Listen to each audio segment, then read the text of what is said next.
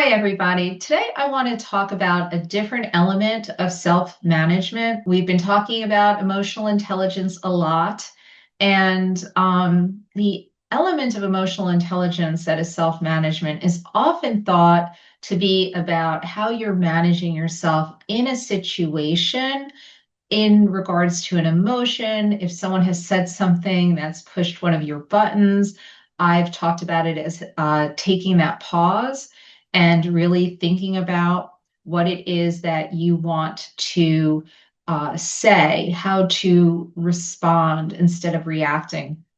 But another tool of self management is accountability. And even top performers need mirrors. The higher you rise, the harder it is for you to see your own blind spots without lifting and raising that mirror. And this topic became really apparent to me last week while I was talking with a client, while I myself was in a mindset course. I realized that oftentimes I will talk to people about time blocking as a way to manage their time.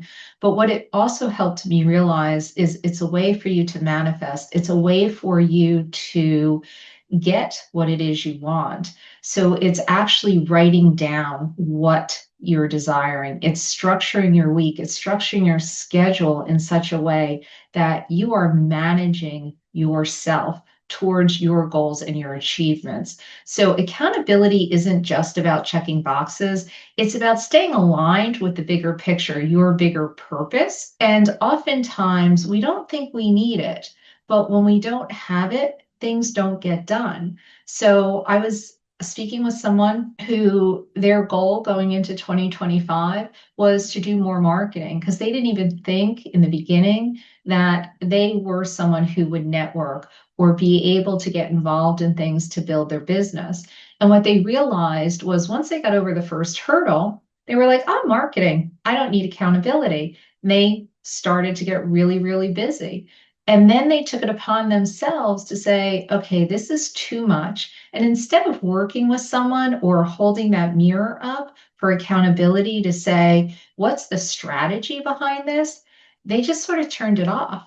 And now here they are 2 or 3 months later, and they need to start where they started in January. Whereas if they had that person to hold them accountable, and actually utilize the person to hold them accountable.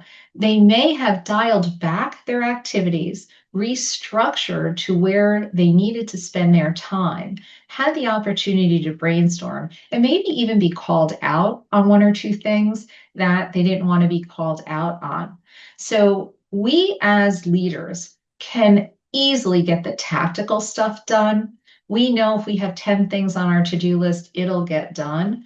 But how do you bring the strategic growth to you and get the things into your day or into your time that are actually going to help you be a better leader?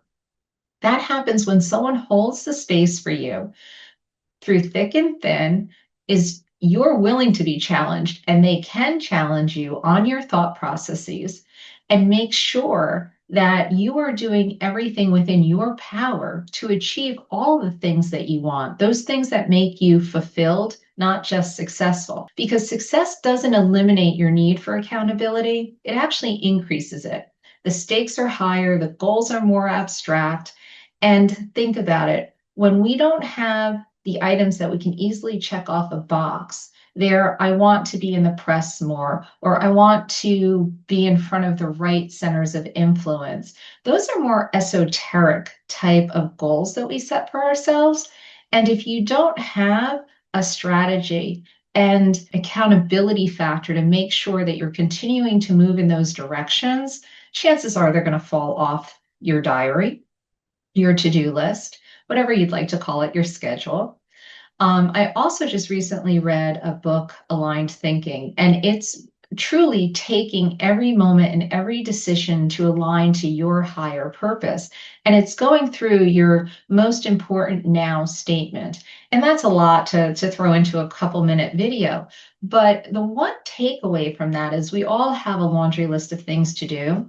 How about putting those in a parking lot and identifying your three objectives for the day, the week, the month, the quarter. And one of those objectives should be your growth. And what are you doing so that you as a leader aren't stagnant, always doing things the way you've done them, but that you are leading better, bigger, and beyond anything you could have ever dreamed of just today? I challenge you to go within and ask yourself, who is holding you accountable to your bigger goals?